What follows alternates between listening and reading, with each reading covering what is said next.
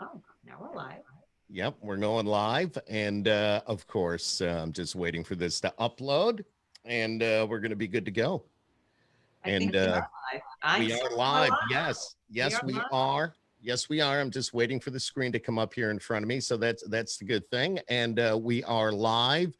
And let me just scroll down here a little bit. There we are. And here we go, folks. It's Skip Happens, Skip Clark, along with Deb Lamphere from Skip Happens. And of course, with me tonight, I have the legendary, man, I'll tell you, when I heard that I could have Pat Boone on the podcast, just knowing the music, knowing a lot of the movies, and just a lot of what this gentleman has been through during his life, and just spanning the decades. And good evening, Pat. How are you? Hello, Skip. Great. And Deb, too. Good evening. Welcome. With the tie, as I told you, I'm partial to Debbie's. Love it. Thank you. Well, I grew up here in my house. I'm in the house where we lived for 60 years Oh in my Beverly Lord! Hills. We moved in when we were 25. Do you see the Hollywood sign if you look out your window? No, I'm not close to that, but Okay. it's still up there. It's still up there. Oh yeah, that I do know. That I do know. But it's an honor having you on here, Pat Boone. Spanning the decades, you've seen it all. You've been there. You've been hanging around legends all your life, and just everything that you've accomplished. Just going like way back. I mean, there's a reason that we have you on tonight, because you have written a song that is hitting radio right now, Yeah, which is yeah. very exciting. Uh, but if we could talk about your history a little bit, your life. Okay. Back, you married your high school sweetheart, Yep. children. Can you tell us a little bit about all that? Sure. Shirley and I met at 16. And I was not into country music so much, though I was growing up in Nashville, but I was a fan of Perry Como and Bing Crosby, especially, and even Eddie Fisher, who came along while I was a teenager. And I was into pop music. But then when I met Shirley Foley, she transferred from West High to this Christian high school where I was. And I learned that she was the daughter of Red Foley, the great country Hall of Fame singer. Oh wow. Okay. I developed a keen interest in country music right away Of course. because of a keen interest in Shirley Foley. And eventually I did sing on the Grand Ole Opry with Hank Snow and at other times on the Grand Ole Opry itself. And so, of course, I eventually wound up doing some 20 more country albums. But back then it was just Shirley and me, teenagers, as truly the high school romance.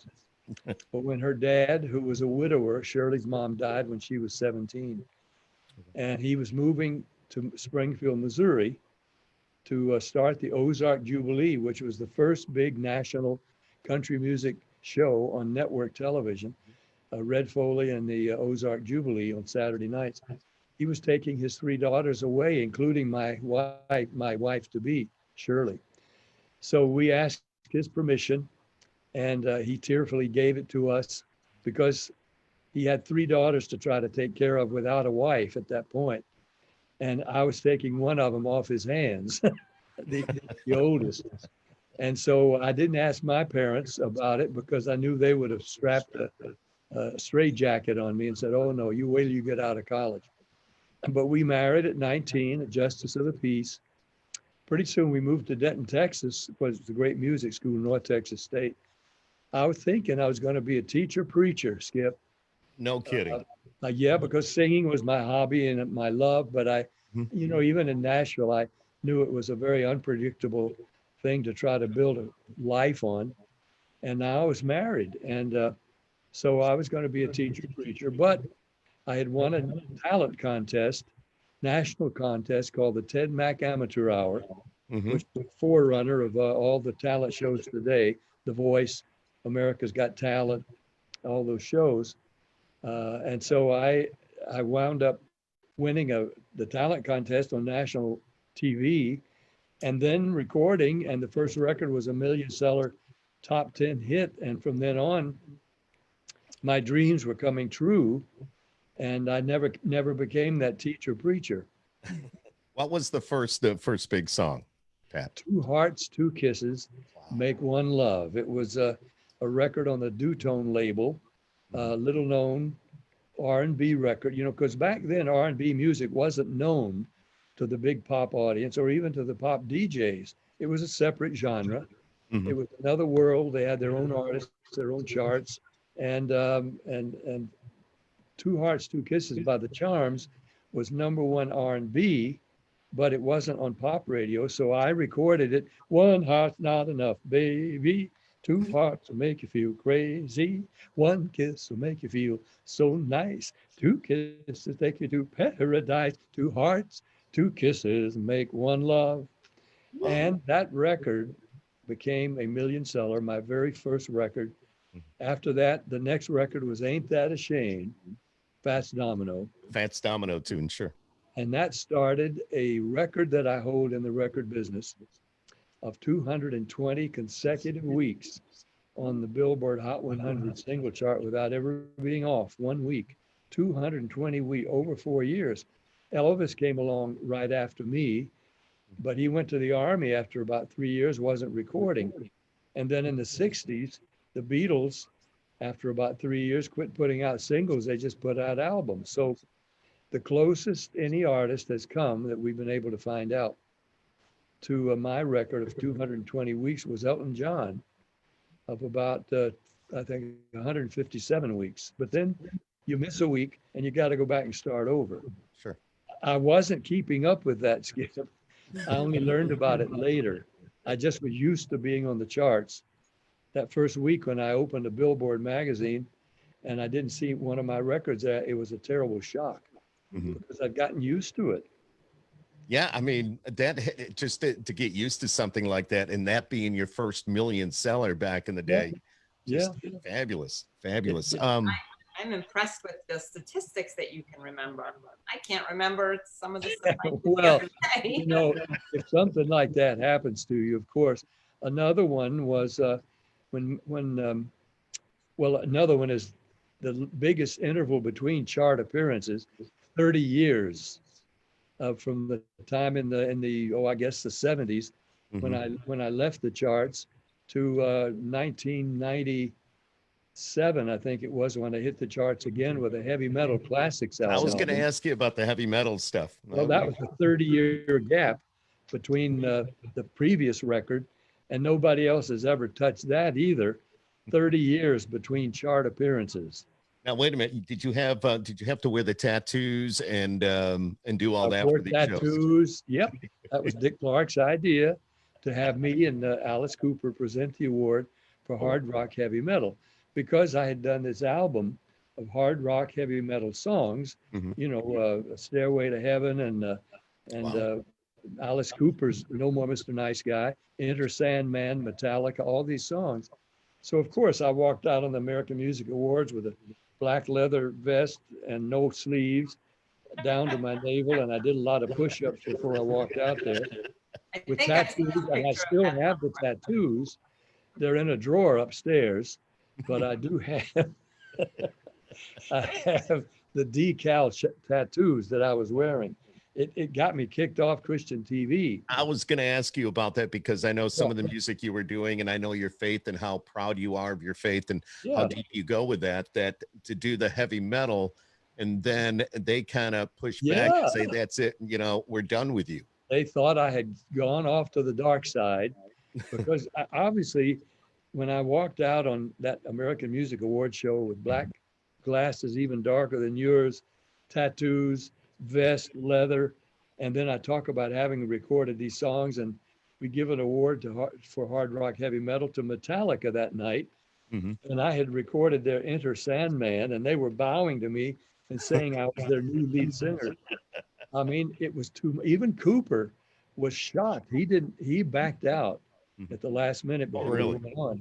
And he was supposed to wear white buck shoes, V-neck sweater, have his long hair pulled back under a golf cap, and carrying a glass of milk, so it would be clear that we had swapped images. But he backed out at the last minute, and I wasn't going to let Dick Clark down. He had paid for the hot costume I was wearing. So I went out and I took pleasure in shocking the king of shock rock. Alice Cooper. Although I don't call him Alice, I call him Coop. And Yeah. his jaw was hanging open. He couldn't believe what he was seeing. But Dick Clark said that moment got more incredible front page, top of the news item coverage across the world, not just the U.S., even more than Michael Jackson moonwalking or Eminem and Elton John singing together and Marilyn Manson. Pat Boone coming out in leather as a heavy metal artist was the top scorer of his whole career on the American Music Award. Yeah, I think Deb had a picture of that. I think Deb was talking about she has a picture of Yeah. you in the in that. I went car. all the way, man. And All the way. my own wife didn't know I was going to do it. Oh no, Shirley did not know. No, and I knew she would object. I knew she would be appalled, worried, and she was watching that night when I was introduced and came out through the fog, stalking like John Wayne, you know, Oh no. with the tattoos and the whole thing, and Cooper backing off, his jaw hanging open, and the crowd going nuts. And when I came home, of course, I had some explaining to do. And how did she take it? Well, she got over it. She thought it was really unbecoming and was going to cause a lot of fracas and maybe bad reaction, and it did. But after a while, you know, when all the dust settled, and I went on Christian television about 2 months later with about 70 Christian bikers in the audience, and explaining that just because you ride a motorcycle or have tattoos or pigtail, you know, and a big strapping guy, doesn't mean that you're a bad person. And I noticed that and found out that a lot of these heavy metal guys were Christian believers, but this was a ruse or a costume or a way of selling records that they had come up with. And yet, when I got to know them, even Dave Mustaine of Megadeth, it turned out that we were Christian brothers. Oh, wow. Wow. And, you know, I got to be honest with you. It amazes me that you can remember all these names and you know who these people are. I mean, just, you know, you're generations apart, but then you brought it all together and how it was very vivid to me at the time, you know, very vivid. And I went on Geraldo's show to explain it. And of course, Dan Rather and Tom Brokaw, they all were interviewing me. What is this about? And it gave me pleasure. And of course, the album, you know, my Pat Boone in a Metal Mood, went way up the chart, halfway up the chart the first week, and then went to like number 4 in alternative, which was mainly college. And then about number 6 on the hard rock chart. It even went way up in the country charts because all those heavy metal songs were favorites of a lot of country artists too. Smoke on the Water, Deep Purple's Smoke on the Water became a big country hit at the time. My version.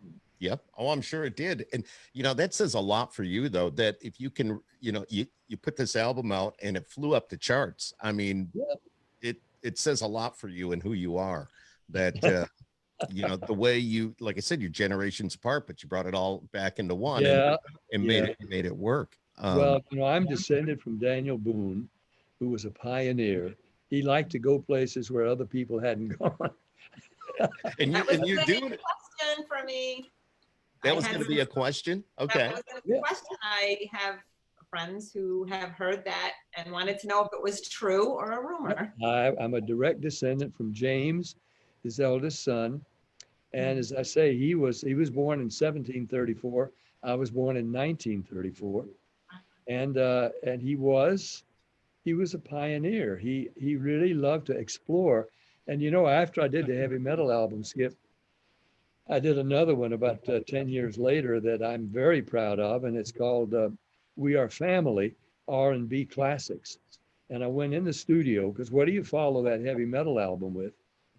Well, I went in the studio with Smokey Robinson. I did Tears of a Clown with him. I did iconic R&B classics with the original performers. I did Kool and the Gang Celebration, Get Down Tonight, KC and the Sunshine Band. I did Way of the World with Earth, Wind and Fire. Went to Detroit, recorded Can't Help Myself with Levi Stubbs and the Four Tops. Oh my And gosh. to Augusta and recorded Papa's Got a Brand New Bag with James Brown. Hey, that's got a brand new bag. Now that's pretty good too. And well, you know, I just, I'm a recording fool. And the other statistic I'll give you is one we've researched carefully. Apparently, I have recorded more single songs, separate songs, than any other artist in history. I looked Frank that up Sinatra too. did some 1,500, all classics. Bing Crosby, who was my original idol, some 2,000. I have recorded some 2,300 songs, Oh my Lord. still going. And of course now, Yes. although I didn't record Can't We Get Along, it is another chart record and it's going viral. Mhm. And I'm really proud of that. I didn't sing it. I did originally, but then 30 years ago when I first wrote it, I didn't have a way to market it. So now at this time, in the midst of all the riots and the division in the country, and as we're trying to come up with answers, I got Wendy Moten, this black Yes. artist who's great, who's a wonderful Awesome. artist, and pop and gospel, and then Jimmy Nichols to write the arrangement, Mhm. and with the black chorus. And that record has gone viral. The video is, I'm over 6 million It's on huge. my Facebook page, Mhm. and YouTube, of course, is where you can find it most easily. Although you can go to my patboone.com or Pat Boone Facebook, because it's it seems to be really. I have hope that this song, Can't We Get Along, will be the song of 2020. I don't know of any other songs that have become huge hits that most of the record going public or listening public are aware of. Yeah, there's some hits that are mainly rap and alternative, but a song that the general market knows.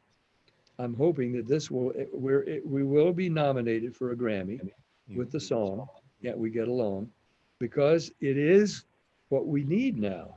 We need communication. We need caring. We need, one of my lines is, if you look right in my eyes, you might see straight into my heart. Can't we get along? Can't we be friends? That's what we need. And it has to start here in the heart. Mhm. It amazes me that that song was written 30 years ago, as you say, and now in the way the world is right now and everything we're going through with the blacks and the whites and everybody, just the rioting and the protesting and all that, it's like that was 30 years ago, but Yeah. yet it's today. And Yeah. you hit it. You hit it, Pat. Well, That's- you that's know, remarkable. I give credit, of course, to the first one who spoke those words was Rodney King in 1992, when he was beaten badly, almost to death. Mhm. He was resisting arrest. Yes, he didn't, he was not defensive about that. He knew he was wrong and he was right to be arrested, but not to be nearly beaten to death. And Right. it was videotaped. And then when it sparked the LA riots, which were as bad as anything that we've experienced in this country in this last few months, in Milwaukee, Portland, Seattle, Yeah. Minneapolis. I mean, Los Angeles looked like we had been bombed by invaders, you know. Mhm. And Rodney King, when he came out of the hospital, he just, instead of saying something inflammatory to keep the riots going, with a cracking voice, he said, "Can't we get along? Can't we be friends? Can't we work it out?" And I cried then and now. And I wrote a song, and I didn't have a way to get it public. But 30 years go by, and suddenly there was the opportunity to bring Rodney King's words and his sentiment to music, and at a time when hopefully it's going to help make the way for the diminishing of the divisions and the growth of equality in every way that we all want. Everybody in this country wants to see the problem solved, does not want for there to be division or inequality. We just don't know how to work it all out. So it's going to happen when enough good-minded people and good-hearted people get in the same place and communicate, give and take, and work it out. Mhm. I Wow. think music is that universal language that everybody just knows. And if you really have to get something out there, in my opinion, it is the best way to get it out there. You know, it is a language. It is the language, particularly of young people, has been for 50 years. But we all communicate and receive communication in our music. You're a Debbie. My daughter Debbie grew up in this house, and one of the great show business music stories of all time is her recording of "You Light Up My Life," which had already been recorded by the guy who wrote it, Joe Brooks. He was a rather profane guy, but he wrote jingles in New York, and he wrote this very touching song. And he had his girlfriend, who was his jingle singer, Casey Cizik was her name, to record it on Warner Brothers. Well, Casey, she was a professional singer, but not a recording artist. Nobody knew her name, and I don't know if there was ever a vowel in her name. It was Casey Cizik, and she was holding everything up. She wouldn't sign a beginner contract. Nobody knew it was going to be such a big hit. So Mike Kerb of Dot Records brought it over, that record over to our house to let Debbie hear it and us, because she was singing with her sisters, with me in my family act at that time. Because I, 4 teenage daughters, I couldn't leave them at home. These 4 pretty girls, I had to take them with me on the road for 8 years. So Debbie was the lead singer, and she went to New York at Mike Kerb's invitation. Joe Brooks was so frustrated that his girlfriend was holding everything up that Debbie walked in a studio, just a big cavernous, dark studio in New York City. And with an engineer, Joe Brooks said, "Well, let me play the music. And Debbie, you sing it. Let me hear you sing it, what it sounds like." Debbie sang that song. I think she did 2 takes. He just took Casey Cizik off the recording. They didn't redo the music. The key was perfect for Debbie. Uh-huh. She just closed her eyes and sang, "You light up my life. You give me hope to carry on." And Joe Brooks had goosebumps. He said, "Forget Casey, put Debbie on." It became one of the biggest records of all time. Gosh, we were playing that so often. And I don't mean that in a bad way. It was a good way. It was just, Debbie Boone's "You Light Up My Life." I was working Casey radio still when that wondering came what out. happened. What's that? Casey Cizik is still wondering what happened. Yeah. The song, And I though. don't wish her bad luck. No, it was, but it I get really you. was good fortune for Debbie Boone. Yes, yes. Oh yeah, absolutely. And to this very day, people still talk about it. People are singing it. Yeah, Classic. It's it's a staple of our music. Yeah. So which is cool. Very yeah. cool. Yeah. But I got to go back. I mean, we're talking about this song that you have written, and it's Yeah. coming out. It's on the radio now. You can see the video, and it just means so much to everything that's going on. And that's how we hooked up to do this podcast here tonight. Yeah, Was to and find I'm out so about that. glad, so thankful, Skip, that Yes. you're bringing attention to it. And maybe a lot of people still haven't heard it, haven't seen the video. The video is what really hooks people in addition to the song, because you see the newsreel footage from these cities across the country that we put together, in which you see black, white, men, women, old, young, protesters, police, reaching out to each other, communicating, while the Molotov cocktails are going off and stores are being robbed and the smoke is in the air. They're reaching out to each other, saying, let's get along. Look, I care for you. I recognize you as another human being. Mhm. Let's don't hurt each other. Mhm. And you see them kneeling, praying, police and protesters. You see the legitimate protesters, that is. Some were not legitimate, but That's a good point. literal protesters embracing an older black woman whose store has been robbed. She's weeping, and the big burly white cop is embracing her to say they'll do everything they can to help her get on her feet again. Little black kid with tears in his eyes, he's scared. And the big white cop is saying, "It's okay, boy. It's going to be okay."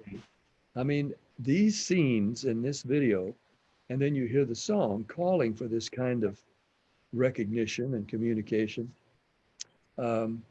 is so moving. I hope that it touches enough hearts as people hear it and see it, that And it's growing. will It is. feed this can't we get along feeling.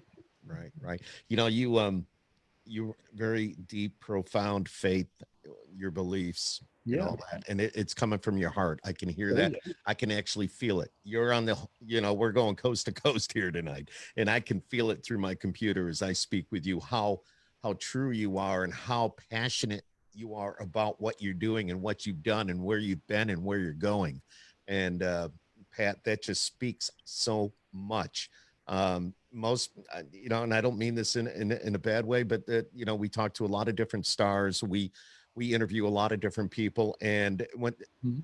you're right there, like you're 35 years old, like, hey, this is what we're doing, and I'm not stopping. But there's other people that's like, nah, I don't want anything to do with that anymore. I did that. I don't care. But that's not Oh, the case with you. I can just listen, feel the I'm love so coming through my blessed. computer. I've been so blessed. And, my name Boone comes from the Anglo-Saxon word boon. It means blessing. So-and-so granted a boon to his subjects. So-and-so is a boon to his profession. We won't talk about boondocks or boondoggles. That's probably the absence of blessing.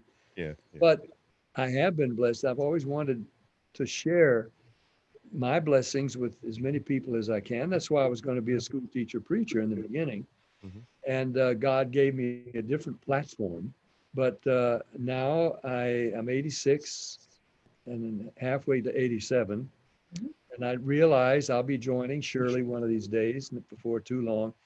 And therefore, the time I have, I want to utilize in the best possible way Mhm. to put a cap on everything I've done that's good. And even to add to it, I've written my last book. It's called If, just the one word, If. It'll come out after the first of the year. To get that. And it's the subtitle is The Everlasting Choice We're All Making Right Now. Mhm. And the if is, are we going to go to heaven or hell? Mhm. God wants us to come to heaven. That's his wish. He made us for that purpose. But we're going to choose whether we go there or not. I feel so badly for Bill Maher, who ignores this whole question and mocks it and ridicules it. And one of these days, he's going to meet the one who he declared that does not exist and he made fun of. But anyway, that book I will leave behind. It's loving, but it's sharing the the everlasting question: do you want to go to heaven or not? God wants you to come to heaven. I mean, He's making it available for all of us. Absolutely. And but then again, in writing the book, I realized that maybe 150 million, according to the latest polls, say that that 150 million are not going to church, not going to synagogue. They're not, that they may not pray. They don't know. They don't have a clue. They don't know what lies ahead. They just hope that if there's something out there that they'll make it. And so there's a desolate, lonely feeling, sort of a desperate feeling of not knowing what the future holds. And we know there's a lot of suicide going on again Mhm. because people, they lose hope. But there's hope. I mean, man, There is hope. There we is can hope. have positive hope. We can have knowledge. We can have certainty about what lies beyond this short life. We can have certainty, absolute certainty. I know right now, Shirley's been gone a year and a half. Mhm. But if somebody could tell me, next Thursday at 3 o'clock, you're going to drop dead, I'd say, great. At 3:01, I'll be with Shirley. Hey, come on. I'd be packing to go. God I bless you, Pat. I was listening to one of your previous interviews, and I was very, very touched on how you approached your whole life with Shirley, and how you started out so young and you didn't know what path you were going to take, and and how you had to balance the entertainment industry because she knew what that was all about with her Yeah, following and that, and yeah, knowing, having the 4 kids and just that whole interview. But I was just so touched at how you had mentioned how Shirley's not gone. She's moved to this yeah, mansion. that's right. I just had never heard that before. And it was And very, I believe she sees us. I believe, I'll tell you one last thing. I know we won't have forever, but Mhm. in this call, but several nights after she went to heaven, and that's why the Associated Press asked me for a statement. I said, Shirley Boone is not living at 904 North Beverly now in Beverly Hills. No, she's moved to a mansion in heaven prepared for her and for me by the one who said that where I am, there you may be also. So you can address her in heaven. But now we had a memorial service about 6 days later, and we have an acorn chairlift in our home because the last 6 months of her life, she was not only bedridden, but she couldn't even go upstairs before that. I mean, she could before that. We had an acorn chairlift to take her up so we could at least sleep in the same bed. So the last 6 months, it was idle. She couldn't even do that. She was bedridden here in the den. So now, the night before the memorial service, my 4 daughters have gone upstairs to rehearse a song they're going to sing in the service. She taught them to sing, and they sang perfect 4-part harmony, and they were going to sing a beautiful song, "Make Me an Instrument of Your Peace." So now they were upstairs. We had other family here, and we hear all this excitement coming from the front door where the stairs are. And we come running, and what's happened? They said, we went upstairs to rehearse, and we heard a click and a whir, and that acorn chairlift came up the stairs by itself. Oh my Lord. Now, mechanically, it cannot do that. Oh, I checked on it later. It still operates the same way. It doesn't go anywhere unless there's weight on the seat, unless you turn on the key and then give it directions up or down. But that chairlift went up the stairs, and people will say, well, if she was just invisible, she didn't need a chairlift. No, but she wanted us to know she was there to hear her girls sing one more time. Oh my gosh. And she did. She was there. So I Oh, believe that the invisible world is just as real as the visible world. And there's plenty, if you read the Bible, there's plenty of instances, of course, in the Old and New Testaments. And so I've built my life, our lives, on the truth of from Genesis through Revelation, and that God is real and he is spirit. Yes, he gave us physical bodies, and that in ways we were created in his image, but he's not bound with a physical body. And so there are instances where people did come back from the dead and were seen or heard in the Bible. Of course, the primary one, we think, is God's Son, who came back from a tomb, from the cross, and then rose again. And so our faith is built on all of this, and we believe that she could have come back to hear her girls sing and was probably hovering unseen at the memorial service when they sang. And, right now she may be listening to it, enjoying this conversation. I feel her. I can feel it. I'm her, I do. I feel bonded to her right now. Like, I don't see her, but she can see me. And therefore, I've got to mind my P's and Q's, brother. She's really watching. Watch out. Yeah, exactly. Yeah. I got to tell you, Pat, that obviously we've never met before. We've never chatted before. But what you've been telling us about your life with Shirley and what a wonderful person she is and your faith and how deep that goes, just this conversation, I can feel it. Seriously, I know that she's there. And I can feel the warmth, and just talking to you is making me the really spirit world is just as real as the physical world. But the reason it's not always seen is because man fell out of relationship with God through lack of faith. He only gave him one command. He gave him everything else perfect. He says, don't eat that fruit of that tree there. Now, some people scoff at that, but the Bible says it really happened. And just one command. And he says, if you disobey that, then the life line will be cut off. You will die eventually.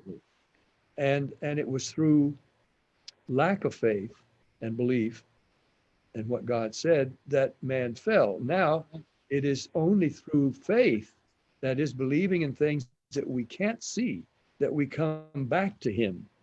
And he's made it all free and easy. All we have to do is read his word and obey it.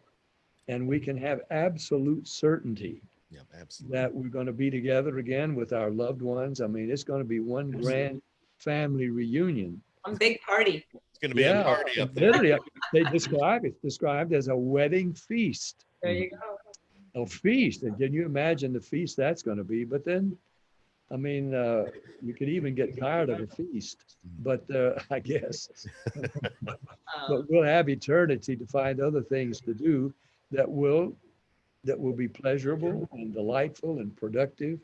You know, Won't ever get tired of that. you have been so fortunate to have and to live a long life with such a wonderful woman. You know, you're especially right. from being high school sweethearts to, Yeah, you know, and to- the son of an entertainer, so she was prepared. yes, I mean, the daughter of an entertainer. right. She knew what all of this was about, and even when I did a couple of kissing scenes with Shirley Jones and Margaret. I was going to go there. That's where I was going didn't to do go. the Shirley Jones one. I didn't kiss Shirley Jones. No, I remember reading about that.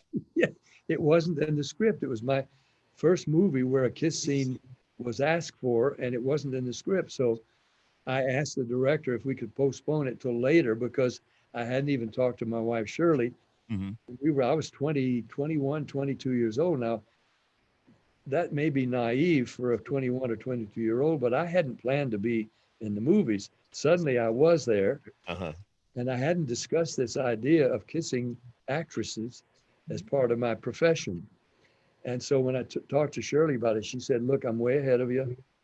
If you're going to be in movies, and there's going to be some kissing, but promise me one thing, that you won't enjoy it.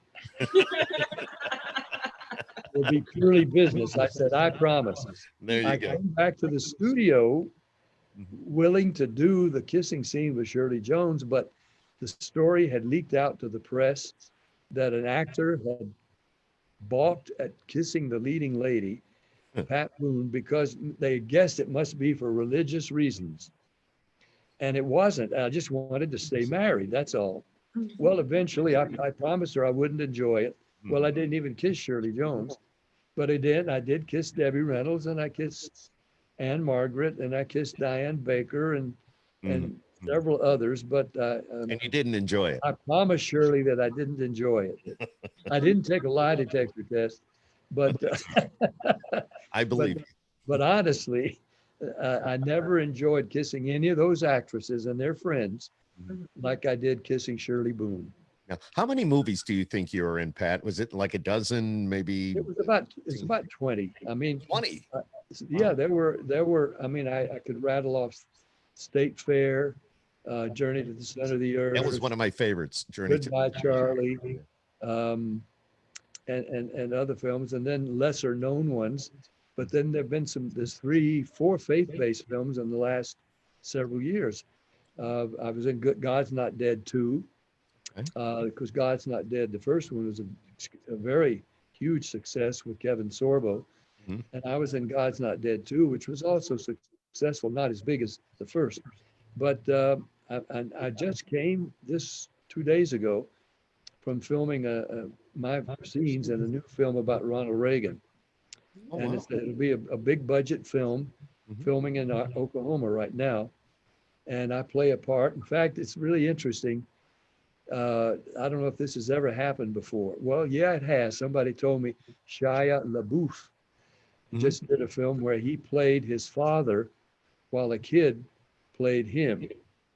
Well, I'm doing a scene where the young actor and actress play Pat and Shirley Boone, and I play an older man named George Otis with silver white hair, who made a prophetic utterance to Ronald Reagan, saying that if he walked uprightly before God, he would dwell at 1600 Pennsylvania Avenue. He delivered that prophetic word in a little meeting up in the governor's mansion when Reagan was governor, not even talking about running for president. But that word of prophecy came that he would dwell in the White House. And so we portray that scene in the movie, but I'm playing old George Otis, and this young couple is playing Pat and Shirley Boone in the How same weird. scene. How Very weird of a feeling is that? I mean, because you are Pat Boone, but yet somebody else is playing But you. hopefully a lot of people won't know that when they see that scene, Mhm. the young guy looks a lot like me and is made to look like me. He was even wearing white shoes. Oh man. But I'm playing a silver-haired older man, and with glasses, and I'm delivering this prophetic word in the governor's mansion in Sacramento. It really happened, and of course, it was a true prophetic word because it happened exactly as that word Mhm. prophesied. This is all amazing. This is amazing conversation. I'm just wondering how in your life have you had time to do all of the things that you have accomplished? I mean, you have a record label, which I love that whole golden agers Yeah, gold yeah, label, but with all the older generation of yeah, artists. right. Yeah, the gold record people, it's called gold label, Mhm. and you don't get on it unless you've sold 1 million records at once or twice. And at the beginning, we had so many people because I was sort of upset. I tell people I created the gold label out of anger and opportunism. Anger that so many of us artists weren't on anybody's label, even though we helped build the labels, but they were always, the labels were looking for the next million selling artist and letting people like Perry Como, Frank Sinatra, Bing Crosby, Andy Williams, Tony Bennett go. And so I started a label, and we got a number of those artists on my label. At one point, we had Patti Page, um, Do you have we Glenn had Campbell? Glenn Campbell, yes, Mhm. and some major artists, Jack Jones, and of course me and Debbie and a bunch of others. But then the company that was they did our inventory and some of our manufacture went bankrupt, left us holding the bag, Oh and man. so I had to let the artists go. But but the label was built for artists who were still performing, who still could sing, who could sell records to their fans. But if they weren't guaranteed or thought to sell 3 million singles, Mhm. the record companies weren't interested. So we did okay for a while until a company sank beneath me, Mhm. and we still have the gold label, and in fact the cat we get along is on that label. Oh, Oh, cool. wow. Nice, nice, real nice. Let me talking about music and recording. The old story about Elvis. I know you've told others this story, but Yeah, Elvis opened for you, and yep, then Elvis went on to be Elvis. yeah, yes, yeah. That was in Cleveland in 1955, October Hmm. 55. I had started recording. The Two Hearts, Two Kisses was in March of 55, and then Ain't That a Shame was in May.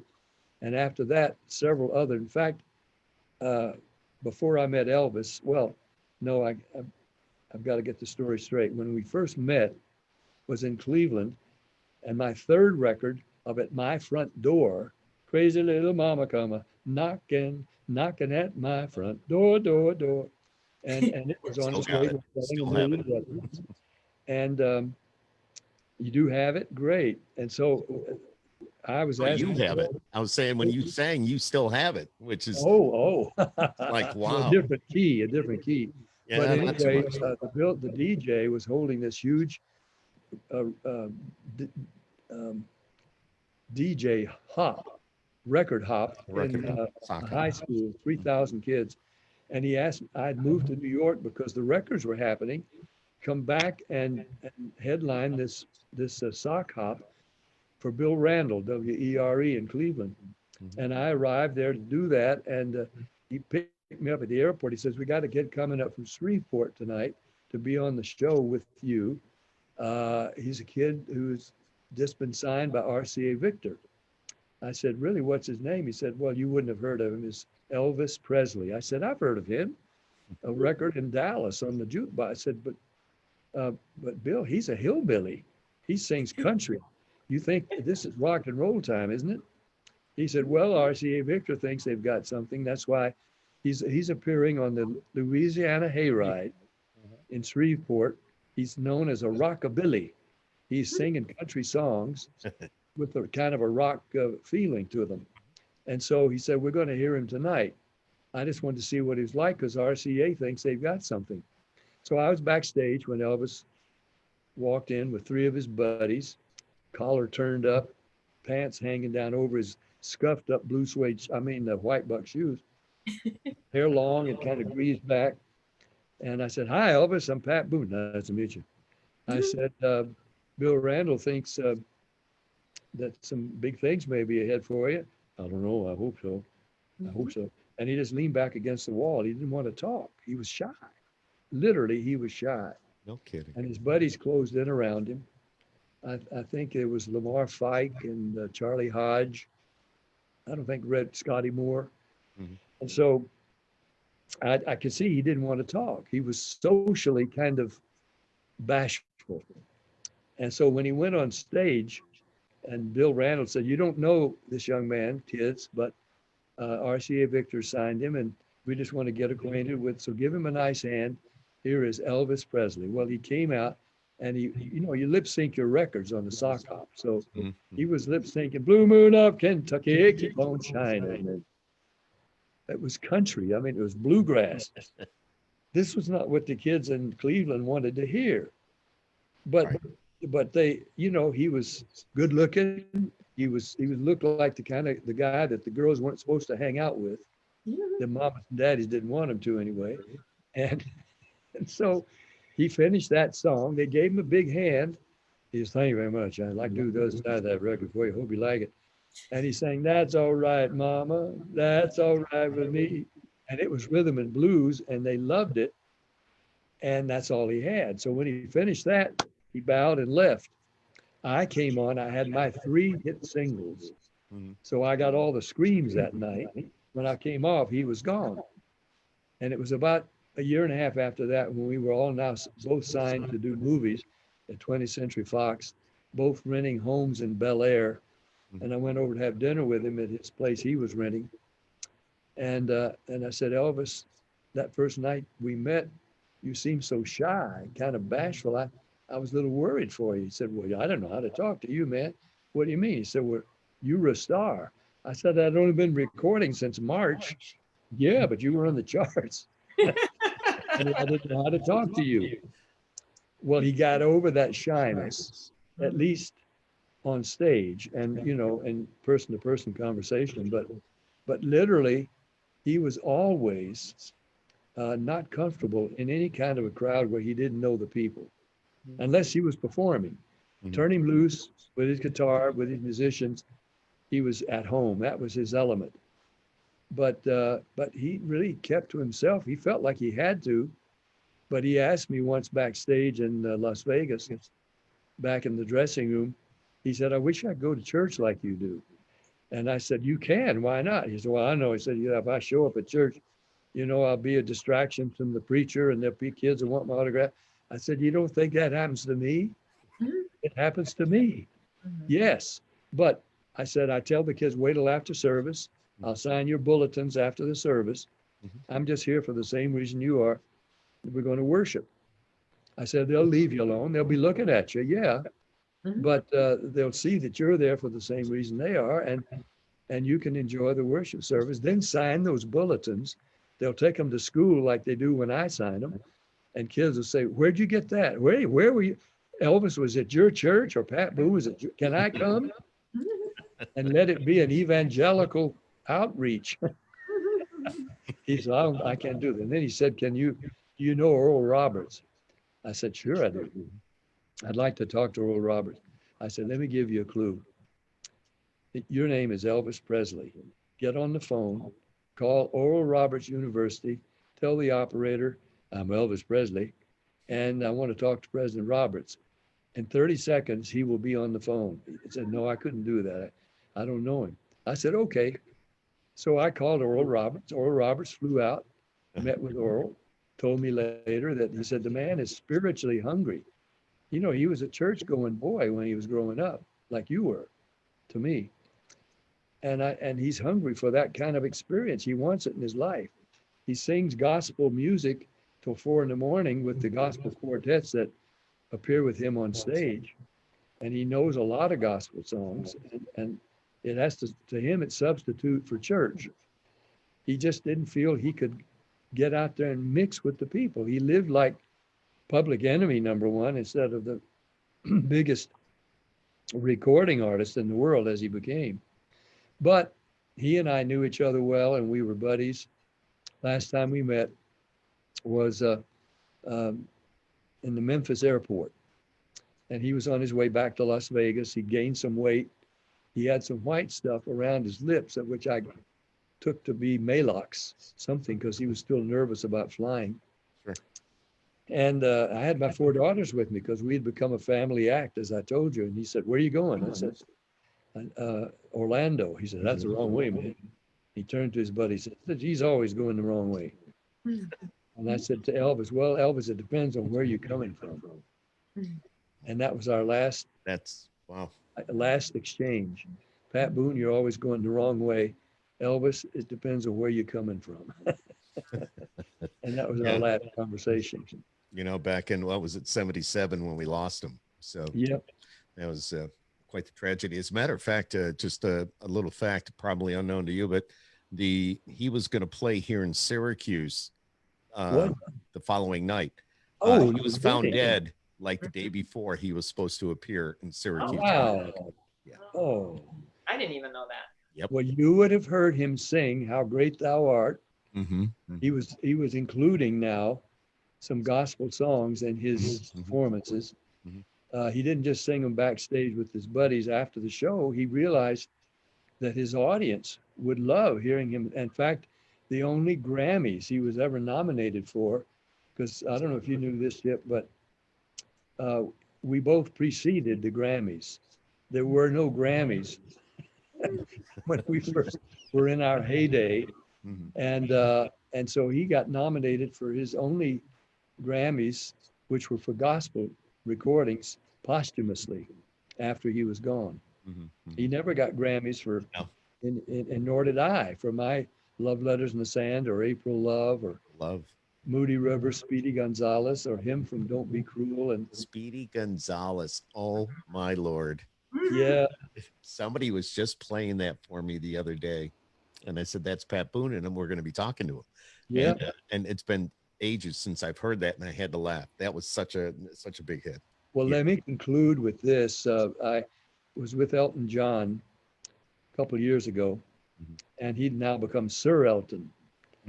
And we were at an event for an organization I helped start called Society of Singers. It's a group mainly supported by entertainers and their fans for singers who are background singers or maybe recording artists, but who have fallen on some harder times and need help.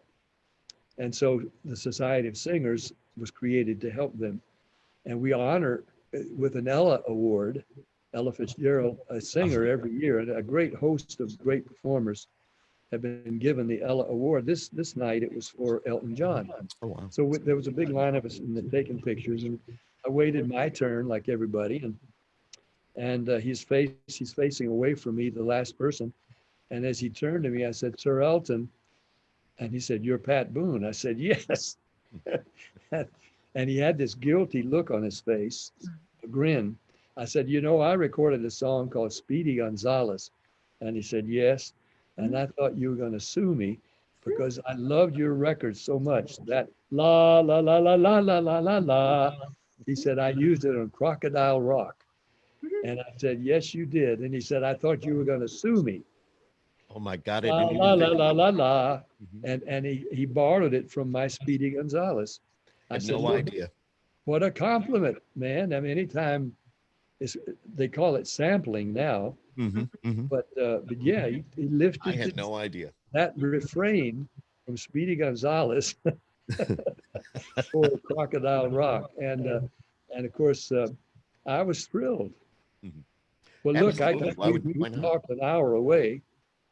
Yes, we have. And, you know, you're blessed. And this, Pat, I was calling you Mr. Boone in the beginning. You said, no, call me Pat. But I have the utmost respect for you and what you've done, your life, your career, and you're still going strong. You're talking about, you know, shooting a movie. You're still doing that. And your music is still with us. You've got the Can't We Get Along that you wrote that's out there. it's just, you're just a wonderful person. And I want to say thank you for agreeing to do this, because it's just, I'll admit we do a lot of these, but I got nervous when I heard that Pat Boone was going to be on with me, just because who you are and all that. And you've proven to, I think, myself and Deb, that, you know what, you're no different than you and I. You've had a great life, a great career. You're blessed. You've worked hard. Like Deb said, how you put it all together.